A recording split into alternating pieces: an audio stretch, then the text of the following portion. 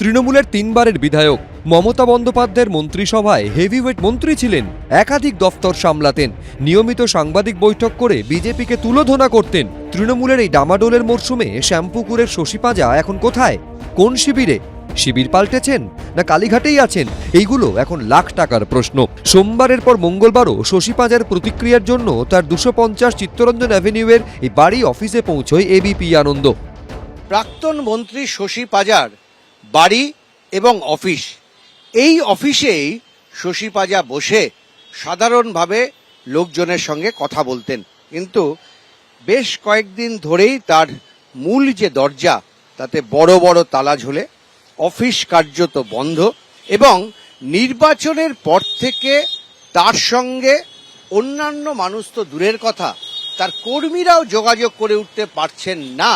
এমনকি তার মেয়ে যিনি কাউন্সিলর, তারও কিন্তু এখনো পর্যন্ত সাধারণ মানুষজন কোনো দেখা পাননি। 30 ডেজ আগে দেখা হয়েছে, ভোটের পর দেখা হয় না। সোমবারও শশী পাঁজার গিরিশ পার্কের এই বাড়ি, পার্টি অফিস, কোথাও তার দেখা মেলেনি।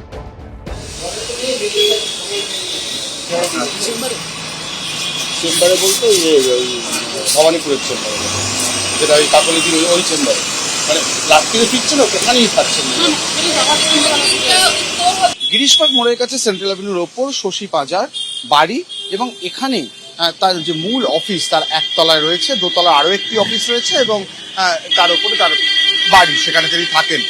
এখানে এসেও কিন্তু শশী পাঁজার দেখা পাওয়া গেল না। সম্প্রতি এনসিপিআই সাংসদ কাকলি ঘোষ দস্তিদারের ছেলে বৈদ্যনাথ ঘোষ দস্তিদার একটি ফেসবুক পোস্টে লেখেন, আমার মা কাকলি ঘোষ দস্তিদার আমাদের আইভিএফ কেন্দ্রে 2 জন প্রাক্তন হেভিওয়েট মন্ত্রী এবং 3 জন বর্তমান সাংসদের সঙ্গে গোপন বৈঠক করেছেন।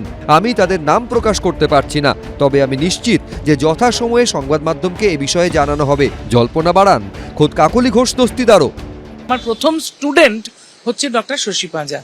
সেই থেকে সে এখন অবধি, আজ অবধি ঘোষ দস্তার ইনস্টিটিউট অফ ফার্টিলিটি রিসার্চে এই যে পার্টিকুলার আল্ট্রাসাউন্ডটা, এখনো সে সেই কাজটা করে, সেজন্য সে প্রতিদিন সেখানে আসে। মঙ্গলবার ভবানীপুরের সেই Ghosh Dastidar institute for fertility রিসার্চে পৌঁছয় এবিপি আনন্দ।